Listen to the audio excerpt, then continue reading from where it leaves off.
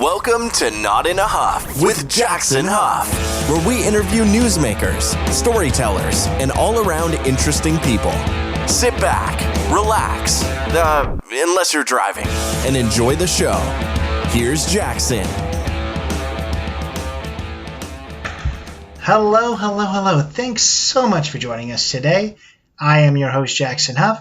I'll tell you, I really appreciate that you're here, and I think that we have a really good podcast for you. We are going to be interviewing Mark Wolters. He is a travel extraordinaire. I think it would be easier to mention places that he has not been. Not only has he been all over the world, he's traveled with his wife and kids to over 100 countries, which is amazing. I can't imagine how lucky those kids are that they've been all over the world already. I think his oldest one still in his early teens, so that has to be an amazing experience.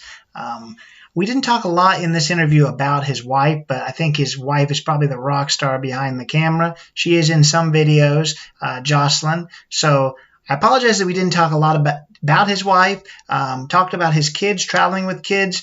We really kind of covered the gamut. The huge thing with Mark, which we'll talk a lot about, is his YouTube channel, because that's the amazing thing that, he doesn't just travel for himself. He travels, to teach us good advice, to let us know the do's and the don'ts of everywhere, basically around the world. Honest travel advice is really what he strives for. So he'll get into it, but he doesn't take a bunch of paid endorsements. He's going to tell the honest truth about places. So it's not just he loves somewhere because he's being paid to love somewhere. He loves places because they're actually really cool. So enough of me talking. I know that's not what you're here for. Let's get right into my conversation with Mark. All right, Mark, how are you doing today? Thanks so much for being here. I'm doing great, Jackson. Thanks for having me on. It's been a long day. Yeah, no worries. Yeah, so it's a huge treat for me, just because I've traveled nothing near like you have, but I know every time that I'm going to go anywhere, I always check YouTube, check and see if there's a Wolters World video, see the do's and don'ts of where I am going. So those who don't know, Mark, he posts videos a lot of times on do's, don'ts of countries and of cities, and just to kind of help your traveling. So if you would just tell us a little bit more about your YouTube channel, how it got started, and what inspires you to keep going.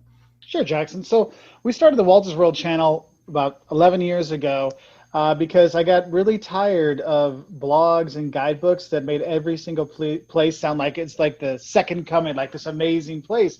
And there are some amazing places out there, but people need to know the good and the bad. And so we started to really focus on honest travel advice because, even if it's bad stuff, you want to know about it before you go, because bad things don't have to ruin your trip if you expect them, And I just knew, I used to live in Portugal, and I would see tourists get so upset because they had to pay for the bread and the butter. I'm like, but if you knew that, would it upset you? Well, no. And so we started to make these videos just to help people have a better experience when they travel. And we want to help people travel more so they can learn more about the cultures and stuff like that. So if we can give people that kind of like first step into a culture, and the first step, the do's and the don'ts of going someplace, and they can have a better time traveling, for me, that's a great, it's an honor that people watch our videos to help them travel, because it's like we get to be a little part of their travels, which is cool.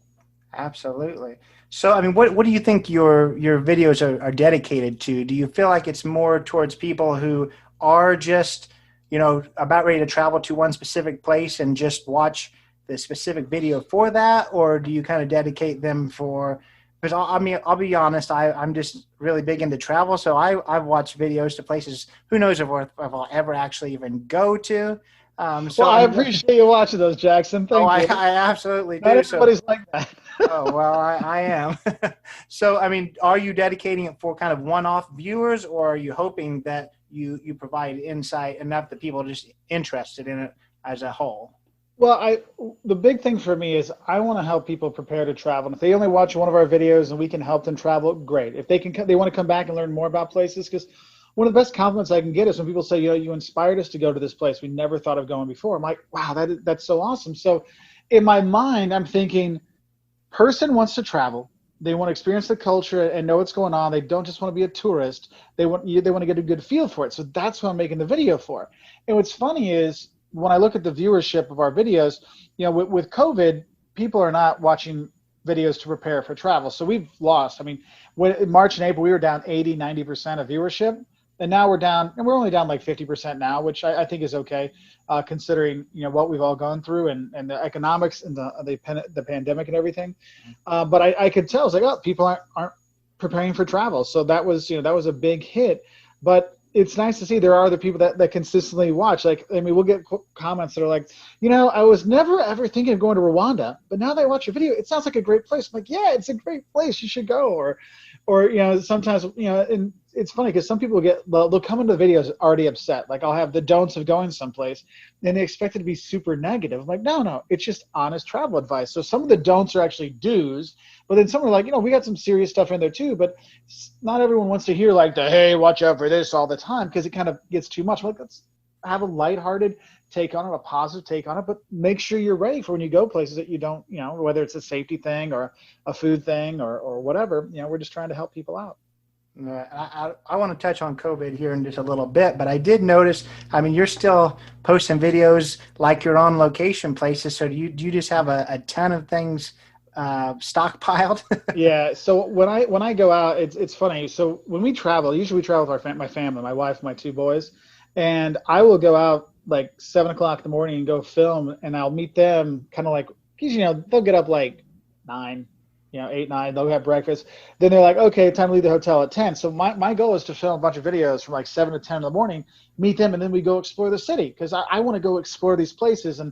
And so I'll get a lot of stuff done, because I have stacks and stacks and stacks of scripts. Like I do in my notebooks, I have these notebooks that go around and inside. I have I'll have my 10 shocks or the don'ts I'll have, and I'll have like the basics what I want to talk about, and I'll take more notes when I walk around town. I'm like, oh, I got to add this here. And so it's just amazing how much it kind of comes up. And when I look at it, I kind of look at it like, look, the 10 things that shock people when they go there, it's more of a fun thing, like fun culture shocks. And there's the don'ts. I mean, that's more of a serious kind of things, like what you should know before you go, so you're kind of set up. And then we have the mistakes. This is a new series we started, which is like just little tiny things, like, the place, I just want to make sure I get every little bit out of it. There's these little mistake things. And then our original kind of popular video were these 5 things you'll love and hate about going to places. And we've kind of cut down on those lately, but we're starting to redo them. Actually, this next trip, hopefully the next trip will be going on, whenever that is. We're going to start doing it a little bit different than we have, but that was one that was really like, look, here's stuff you got to be serious about, and here's stuff you're really going to love. So it's more of, if your buddy's telling you about a place, or as my students would say, it's like my uncle is telling me things. I'm like, hey, it's a good compliment. It's kind of that way. And so I make a lot of videos, and I don't want to put out like 10 videos on Ecuador in a row, because people get bored after 2. Like, because if you look at the analytics, it'll show you, it's like people watch, they're like, oh, the food of Ecuador and then the don'ts of Ecuador, and they're like, okay, move on to something else. I don't hear about Ecuador anymore. Right. And so I'll move to the next country we filmed in, and then I'll bring back the Ecuador, the other Ecuador videos later. So right now we're going through a lot of things we have. So, and then probably happen for the next few months is we're doing like all YouTube travelers right now, they're kind of we're staying in our own country. So we're going to do a bunch of stuff in the U.S. and kind of mixing that in together. So you'll have, hey, you know what, the don'ts of visiting France, and the next week you'll have the don'ts of visiting Yellowstone, so kind of a mix, because what I've seen is our big audience like to watch Europe videos.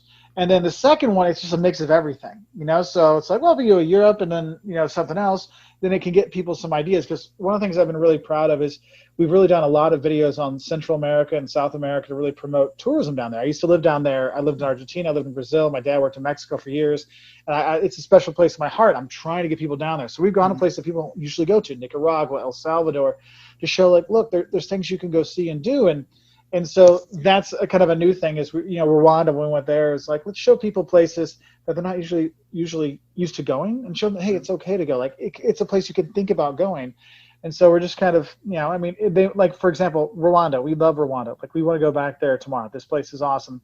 But we also know that there's not a lot of people who are going to watch Rwanda videos, but I'm like, you know what? But that's okay, because I want people to know. Like, there's a video coming out next week It's called the Guerrilla Guardians Village, and it's these former poachers have stopped being poachers, and now they're, like when you're in grade school, you'd go to like a place where they'd show you how they used to make candles and how the woodsmith and they'd make nails. So they're going back, what was Rwanda like 200 years ago or something, and so they show the dances, they show how they made things, and it's kind of interesting. And so it's kind of like, hey, look, this is us there, and you should check this out if you go. I already know the video won't get hardly any views, but I don't care, because I think it's important for people to see this, be like, look, this could be something. It could get somebody to go, because I know what a big impact the tourist dollar makes for the people of Rwanda. So I'm glad we can do it. Yeah, and that was something I wanted to ask you about. I know obviously it's kind of became a business now. You're talking about the analytics behind the videos. Do you still, obviously through your kids' eyes, that probably helps a lot just to kind of see, the travel. Do you still enjoy all the places you go, or do you sometimes think, oh, I didn't make a video here yet, so I guess I'll go back here because I need that I need that behind me? So actually, I still love traveling. I miss it so much. This is like, for me, it's my own little private, like not being able to travel all the time.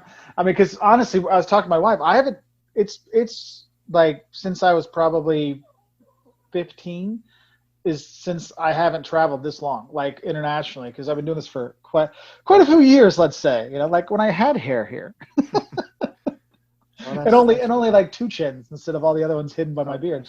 No, but it's, I still love going. And the thing is now, what's nice is like every year, I mean, this year has been a little different, obviously, but every year we let each of the kids get to pick a destination we'll go to.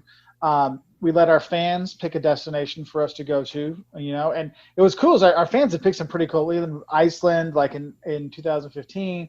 We ended up in Ecuador. We ended up in Peru, and I think Peru in 16. We went there for them. Where else we gone? We were going to go to Israel, but COVID kind of took that out. So it's kind of cool like that. And then, but there is sometimes I'm like, I really need to go back and do some stuff. Like we were back in Belgium last year, but that was because the boys hadn't been. Like, you got to see it, and there's some really cute towns in Belgium. I'm just not a big Brussels fan. Anybody watch my videos, they know that's one of my biggest things. So I'm like, guys, we're not going to go there. Like, I know I probably should go back and make like a shock of Brussels or whatever, but no. We're going to go. We're going to hit up Ghent. We're going to have Bruges. We're going to Antwerp. We're going to do that. Okay. Like, and so like that'll bring me back some places. And sometimes I do look and say, where should we go? And the thing is we're willing to go pretty much anywhere. Like we won't go to war zones. We're not going to go to North Korea. I'm sorry, I got kids. Some people are like, oh, it's going to be cool, you could do it. I'm like, no.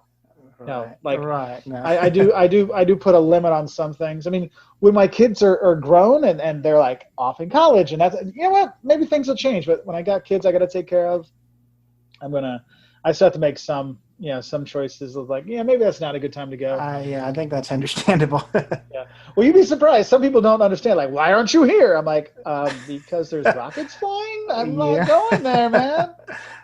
Yeah. So, I mean, you mentioned about how you used to live different places. I've noticed that in your videos too, where you've talked about how you used to spend a lot of time here, or you used to live here. So, I mean, what did you do in your former life that you lived in all these places? So when I was in high school, I did 2 exchanges. I did a summer in Australia, and I did a year-long exchange in Finland. And then when I was in college, I did a summer in Austria and a semester in Argentina. And then I did my master's in Germany. And then after that, I went to Lithuania and taught and worked as a consultant for a number of years. And then I got tired of being cold.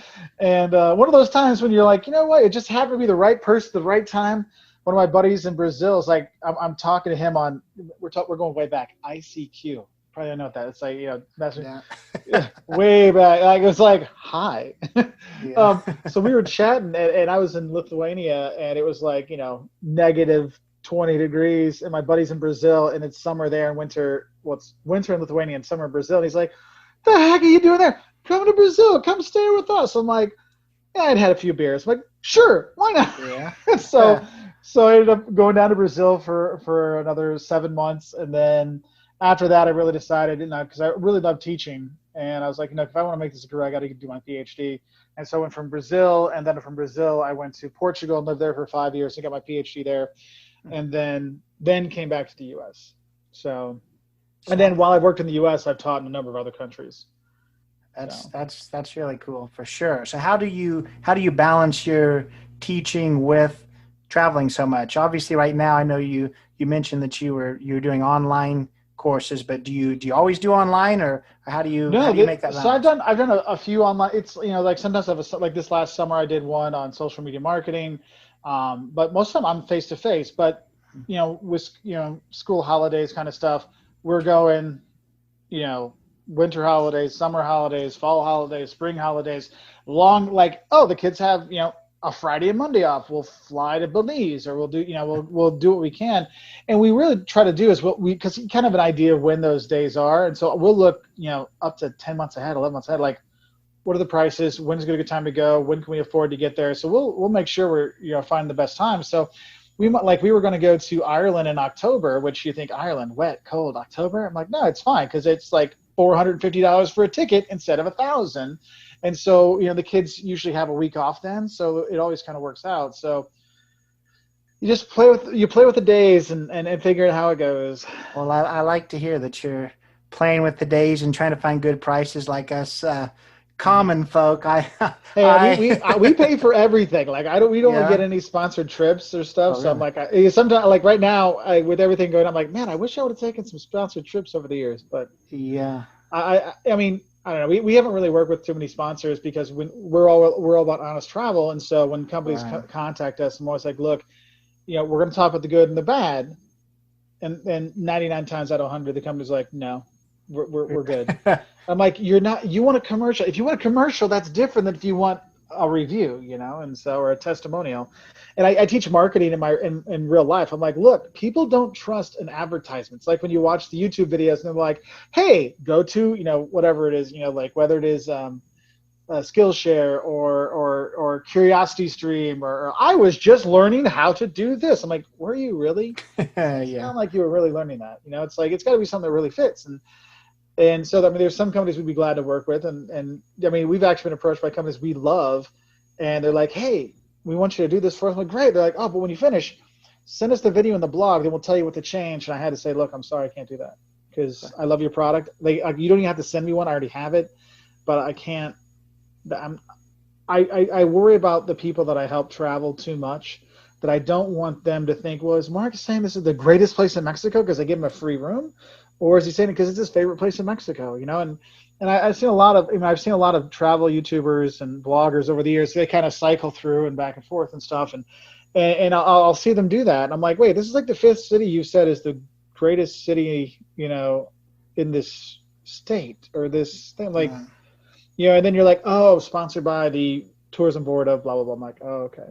So, and the thing is, some tourism boards are really cool with it. Like I was in Memphis for a conference once, and they're like, "No, say whatever you want, man. We want people to know the truth about Memphis." I'm like, "That's great." I mean, even one of their the Convention and Visitor Bureau. Well, it's not CVB anymore, but it's what was now the new term for this destination marketing people. They even got in one of the videos like, "Hey, we'll gladly interview with you and do that." I'm like, "Oh, cool." So it's interesting because some places get it. They're like, look, people want to know the truth. I mean, you're going to find out the truth anyway. It's not like you can hide it online. So, and I think that's probably why you've got the fans and the viewers that you do, because they know that you are going to tell them the straight truth, not just what somebody paid you to tell them. So I think that's huge. It's not the good looks. Yeah, I think you look great. Oh, thanks, Jackson. You're welcome. But obviously we've talked a lot about do's and don'ts, some of your other kind of videos. So what exactly goes, behind creating those do's and don'ts? What kind of research is done? Are you online researching? Are you talking to locals? Are you just finding things, yourself when you're there? Or? So, well, actually all of them. So I will watch everything I can find on a destination. That's decent online. I will read tons of blogs. I will go and we have a library, and it's a library with half of it's travel books. I will read through there the history. I'll read about what to see, do, what people thought 10 years ago, 5 years ago, today. Also, my wife and I, our date is going to Barnes and Noble. It's a bookstore here, book chain. Who knows how long we're still around? Who knows? And we'll go there and we'll look through books there. We tell our fans, hey, there's a place we're going to go, and so our fans will hey, make sure you're telling people about this, and then I'll collect all this stuff. So my book will be full of all kinds of stuff. And then we go, and I'm not going to film, like, I'm not going to get off the plane and film. Then I'm like, look, I got all this information. Now I got to feel like, how does it feel to me? Like, what's really going on? You know, because what happens is you'll see is people will talk about places because they went there 2 years ago, 5 years ago, 10 years ago, or they grew up there, and you have a very different perspective as a tourist. I mean, that's one thing I always tell people is like, look, if you're going to go visit a city, make sure you do your research beforehand because your friend you're visiting might not know anything about it. And I've learned that the hard way a few times where I'm like, you know nothing. I can tell them that, but I'm like, wow, this is a waste. I could have taken us on a tour myself. Yeah. So, well, that's interesting. I'm sure as a person who's been on the internet for 5 minutes or more, I'm sure you've got plenty of trolls. So do you see people that you post these do's and don'ts, and do you immediately get emails? I've lived here my whole life, and this is crazy. This is not how things are. yeah, what I love is you'll have that comment, and then the next 3 comments below it is, this is 100% right. I am German, and this is 100% what he's saying is true. You know, so it's kind of funny because you'll get the trolls. Like, what I don't like, though, are the trolls that'll go off other people that comment. Like, because some people don't know, and they'll ask a question like, oh, what are you, an idiot? And I'm like, they're just asking, like, if they should have codfish when they're in Portugal. Like, they didn't know that the saying is, in Portugal, you should have 365 different codfish dishes a year to make your happy or whatever. I'm like, they don't know these things. And so where I see a lot of the trolls coming from are some of the people from the local area that are, maybe they don't get out. And they're like, the best is like, that food doesn't exist. I'm like, here's the video. Here's the 400 things. And here's the 400 other videos they're going. And like, so, I mean, I'm very much now into, you don't feed the trolls. That's one thing is I'm very happy YouTube's done a better job of like letting you have like moderators if they see something, because we get, 30, 40, 50,000 comments a month.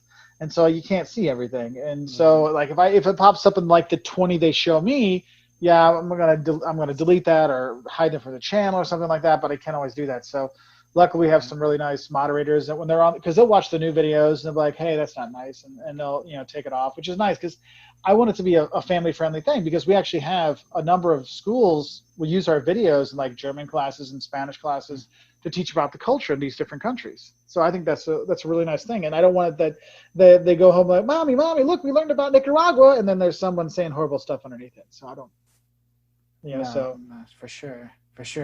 So you're going to answer this question once and for all for all of us. What makes these good YouTube videos? Because I noticed some of yours has like are amazing videos. They may have 30, 40,000 views, but then you've got some like don'ts of America and what not to wear in Europe. They've got millions of views. So have you figured out what makes people want to watch? What makes people not necessarily want to watch? It's kind of a trick question. So the thing is we have videos that I feel should be million view videos, like or more. Like we have one on what you should know before you go on an African safari. One of my favorite videos we've ever done. It's only got like 12,000 views, and I'm like, man, anybody going like that is what I want to know.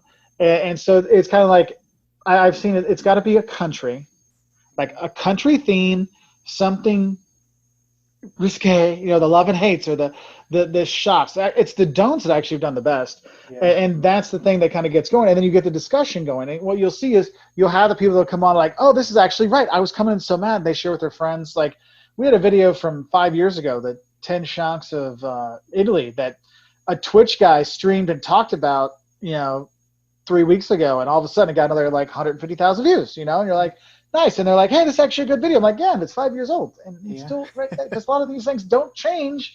It's funny because with travel videos, it's like math. Like when you're going to a place like in Europe where it's a lot of old, historic buildings don't change. Like they stay the same. So you can have the basic rough idea and still get the point across. So, but if I knew the secret, believe me, I would do it because I don't know. Like there's some people that do a great job at getting, 500,000 views, million views in every video. We're not there. I think we could do better if I would spend more time with it, but I have a full, 2 kids, full-time job. This is a side thing. And we have 2 other channels we do. Sadly. Yeah, no, I get that. And you mentioned your kids. So myself, I travel, but I don't have children. I've talked to several other travelers who, some do, some don't. I even talked to one who wrote a whole book on traveling with kids. So I would kind of just be interested to hear, your thoughts on how obviously having kids doesn't stop you from now traveling and how you incorporate your kids into that travel.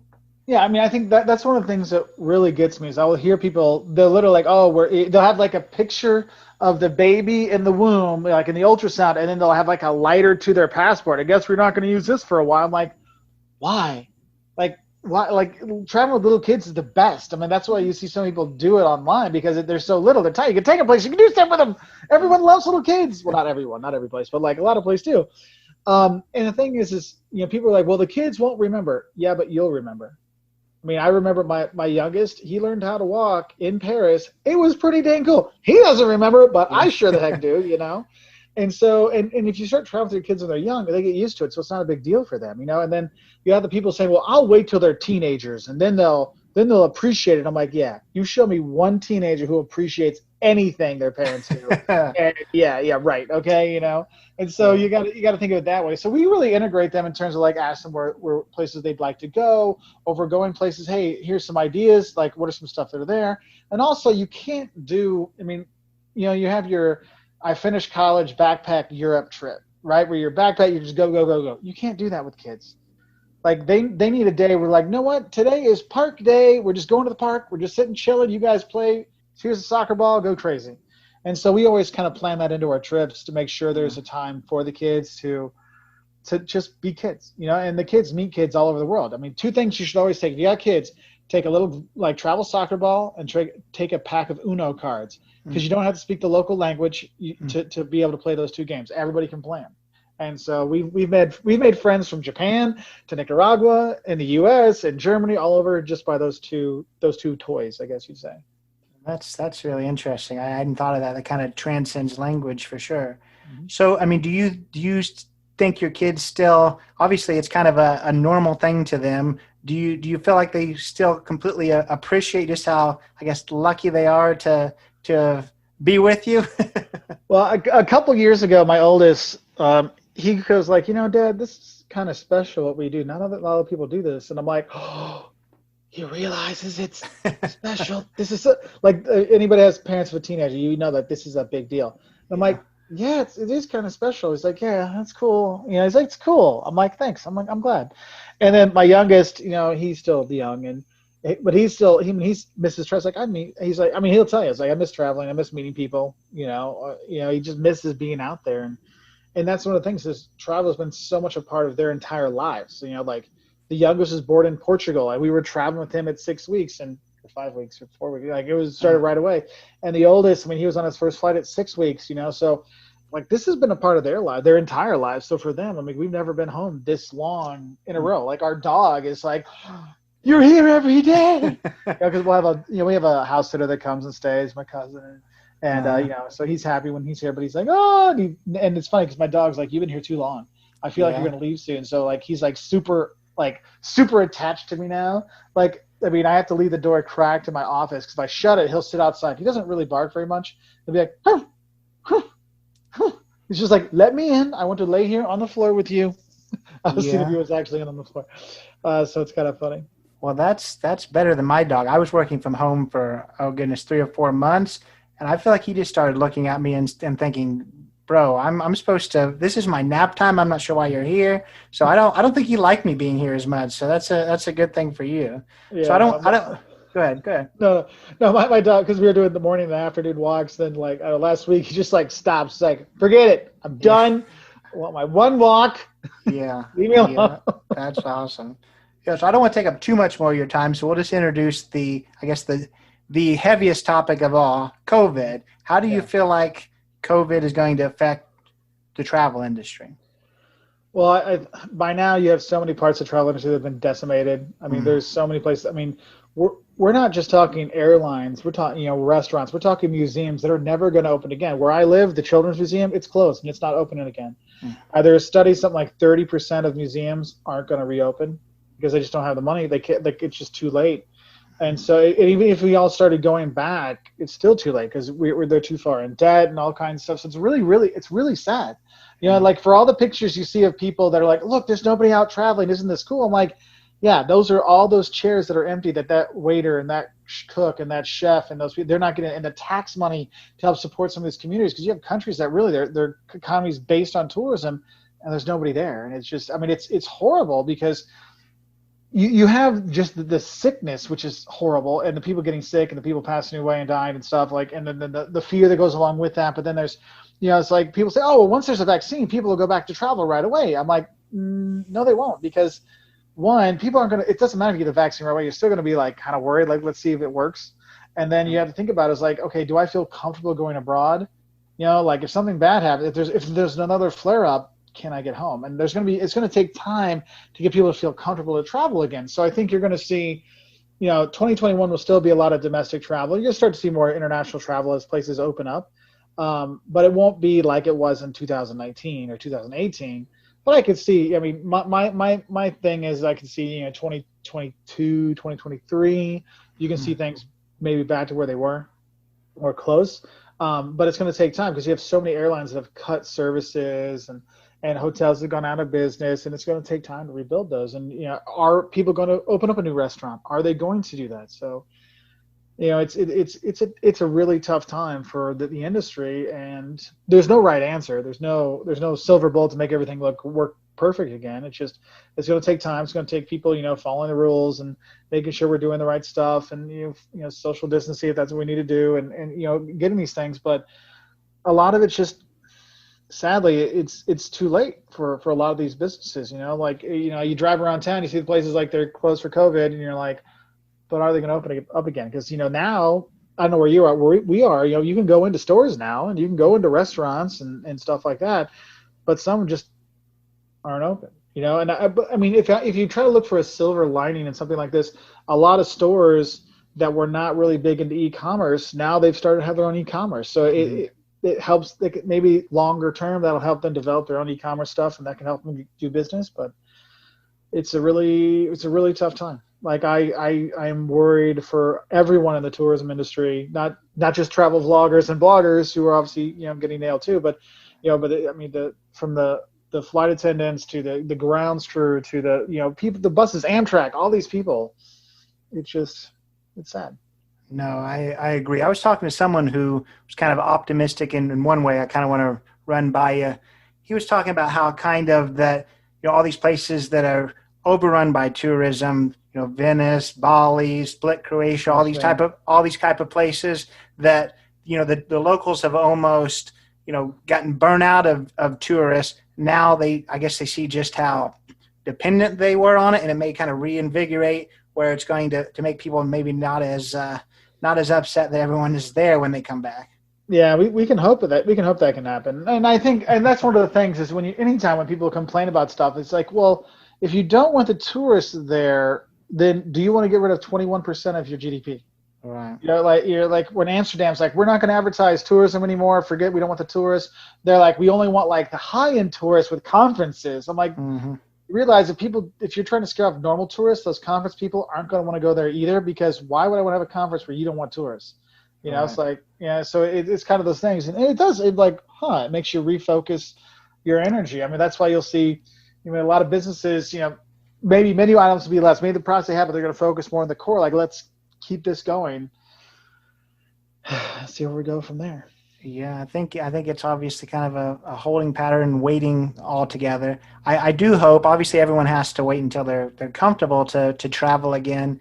But like you mentioned, when people are comfortable and it's safe, I hope people do travel, because I mean, there's like you were saying, there's a lot of places that are just desperately needing, the tourism dollars. And tourism will come back. Like human species, we want to travel. We want to go on adventures. We explore the entire globe because that's who we are. And I think what you'll see is when things start opening up again, it's going to be like tourism 15, 20 years ago, where people do that Paris, London's, Tokyo's, and it's going to take more time to get to the Romanias and the Rwandas before people go there, because people, it's like when the downturn in 2008-9, there's like people, they kept traveling, but they went to more of the more popular, well-known places because I don't want to take the chance. I'm not going to have a good time. So I know London, I know I have a good time there, so I'll go there. So it's getting people to go out and travel, but to travel to these destinations that were just getting found, And so that's going to be interesting to see how long it takes for them to come back. I mean, I could be wrong. I mean, it could be everybody could decide, you know what, I don't want to be in a big city. I want to stay in the smaller towns to hopefully avoid any COVID or something like that. So Yeah, we'll see. It's going to be a interesting time. Yeah, that's not something I've really thought about. Yeah, so I mean, I guess the last thing I just want to ask you is there anything, you know, in the pipeline, anything else you want to mention to the listeners? And you know, I appreciate it that you joined us. Oh, well, if you want to find us, go to woltersworld.com or just look up Wolters World with an O for Wolters. We're on Twitter, Facebook, Instagram, YouTube, Pinterest, all that fun stuff. And if you want to have some good, honest travel advice from somebody who goes to the places, please check out our videos. We really appreciate it. And I can stand behind that. He definitely, absolutely knows what he's talking about. Thanks, Jackson. I appreciate it, man. Absolutely. Thank you. And that was Mark Wolters, and this was another edition of Not in a Huff. I am your host, Jackson Huff. I hope you enjoyed that as much as I did. I'll tell you, even if you're not a big traveler, I really think that you could learn a lot from Mark, whether it's about YouTube, whether it's just a perspective on traveling, should you decide to, a perspective on the world right now during coronavirus. He's an amazing guy. He's an amazing guy that he agreed to do this podcast. So how to find him, again, it's Wolters World, pretty much anywhere on social media. It is with an O, so WOLTERS World, Wolters World. Big places YouTube. You're going to be able to find do's and don'ts, shock videos on darn near every city, every country. I wasn't joking when I told him that anytime that I'm going to be traveling, I always check, see if he has a video, which he normally does, about the place I'm traveling to. And I also wasn't joking in telling him that sometimes I just watch random videos just because I find it interesting. You know, even if I'm not planning on traveling to Lithuania anytime soon, I watch those videos. So I can't thank him enough. I can't thank you enough for joining us today. I hope you enjoyed it. I hope you'll come back next time. We're sure to interview another interesting person. And until then, take us out, Chris. This has been Not in a Huff with Jackson Huff. Thank you for listening. Be sure to join us next time, where we will interview another amazing guest who is sure to make you laugh or make you think. Or, hey, maybe even both. But until then, keep being awesome.